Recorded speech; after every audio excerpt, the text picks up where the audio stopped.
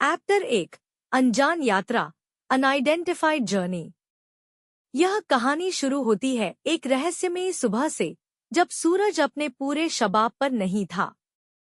नीला आसमान, ठंडी हवा और प्रकृति की खूबसूरती एकदम शांत वातावरण बना रही थी। लेकिन इस सन्नाटे को तोड़ती है एक हेलीकॉप्टर की आवाज। एक रहस्यमय पुरुष की पहली झलक। हेलीकॉप्टर के अंदर एक व्यक्ति बेहोशी की हालत में पड़ा है। उसके चारों ओर 4 हथियारबंद गार्ड खड़े हैं, जैसे उसे जागते देखने का बेसब्री से इंतजार कर रहे हों। उसका चेहरा सफेद रंग से पुता हुआ है, उलझे हुए लंबे बाल, बढ़ी हुई दाढ़ी और मूंछें, और उसका पूरा शरीर भस्म से ढका हुआ है। यह व्यक्ति लगभग 40 वर्ष का है, लेकिन उसकी त्वचा की चमक और चेहरों की बनावट दिव्य लगती है। जब भी उसका शरीर हिलता है, राख के कण उसके शरीर से गिरते हैं, मानो वह इंसान नहीं, किसी रहस्य का प्रतीक हो। हेलीकॉप्टर का गंतव्य रॉस आइलैंड। पायलट घोषणा करता है कि वे 11.6755 डिग्री N, 92.7626 डिग्री E, यानी रॉस आइलैंड पहुंचने वाले हैं। यह द्वीप अंडमान और निकोबार समूह में स्थित है और इसकी खूबसूरती लाजवाब है। द्वीप पर एक उच्च प्रौद्योगिकी वाला ग्लास से बना अनुसंधान केंद्र, रिसर्च फैसिलिटी, बना हुआ है, जो न सिर्फ अपनी तकनीकी सुविधाओं के लिए प्रसिद्ध है बल्कि सुरक्षा में भी अभेद्य है। हर दीवार, हर कोना कैमरों और सेंसर से लैस है। वीरभद्र का प्रवेश सेना से रहस्यमयी मिशन तक। इस गुप्त मिशन का नेतृत्व कर रहे हैं वीरभद्र, जो एक पूर्व आर्मी ब्रिगेडियर हैं। उन्होंने स्वेच्छा से सेना से रिटायरमेंट लिया था और अब इस हाई प्रोफाइल मिशन में शामिल हैं। 6 फीट लंबे, मजबूत शरीर, चेहरे पर पुराने जख्मों के निशान और आंखों में गहराई, वो अपने आप में एक कमांडर हैं। वह उस अचेत व्यक्ति को पहली बार देखते हैं और तुरंत समझ जाते हैं, यह वही आदमी है जिसकी हम वर्षों से तलाश कर रहे थे। कौन है वह आदमी?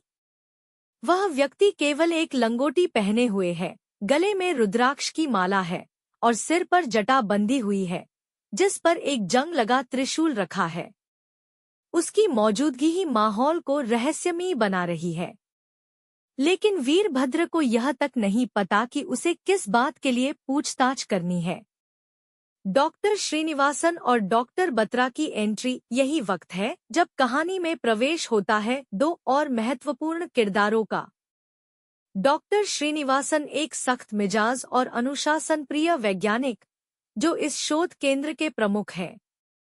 डॉक्टर बत्रा एक घमंडी लेकिन बुद्धिमान वैज्ञानिक, सिख समुदाय से, जो इस आदमी को देखकर काफी उत्तेजित हैं। डॉक्टर श्रीनिवासन आदेश देते हैं, इसे पूछताछ कक्ष में ले जाओ।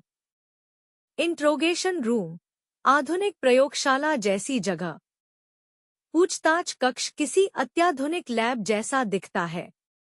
बीच में एक कुर्सी है, जिसमें सीट बेल्ट जैसी बेल्ट से व्यक्ति को बांध दिया जाता है। उसके चेहरे की सफेदी को टिश्यू से साफ किया जा रहा है। धीरे धीरे वह होश में आने लगता है।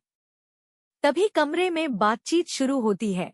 एक लड़की और एक लड़का बातचीत कर रहे हैं। लड़के का नाम अभिलाष है, जो कहता है, मैं इसे नहीं जानता, लेकिन जानता हूँ यह क्या है। यह एक अघोरी है। अघोरी कौन होते हैं? अब कहानी बदलती है एक रहस्यमय विषय की ओर, अघोरी साधुओं की दुनिया में। अभिलाष और डॉक्टर बत्रा विस्तार से बताते हैं। अघोरी वो साधु होते हैं जो श्मशानों में रहते हैं। वे मानव मांस खाते हैं, राख से शरीर को ढकते हैं, गंगा से बहकर आई लाशों से भोजन करते हैं। उनका मानना है कि शुद्ध और अशुद्ध में कोई फर्क नहीं होता।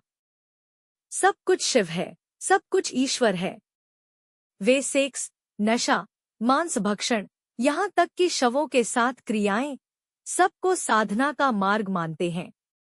डॉक्टर बत्रा बताते हैं कि अघोरी दावा करते हैं कि वे एड्स और कैंसर जैसी बीमारियों का इलाज कर सकते हैं, जिसे वे मानव तेल, ह्यूमन ऑयल कहते हैं, जो शवदाह की अग्नि से प्राप्त होता है। रहस्य गहराता जाता है। इन खुलासों के बीच डॉक्टर बत्रा एक सुई व्यक्ति के हाथ में लगाते हैं। अभिलाष कहते हैं, एक नवजात बच्चा अघोरी होता है। उसे मलमूत्र, मिट्टी, खिलौनों में फर्क नहीं पता। समाज उसे अंतर सिखाता है। अघोरी बनना मतलब समाज के बनाए नियमों को नकारना है। इस पूरे समय वह अज्ञात व्यक्ति बेहोशी से होश में आता है। जैसे ही नमः शिवाय की गूंज उसके कानों में पड़ती है, वह अपनी आंखें खोलता है। और यहीं पर पहले अध्याय की समाप्ति होती है।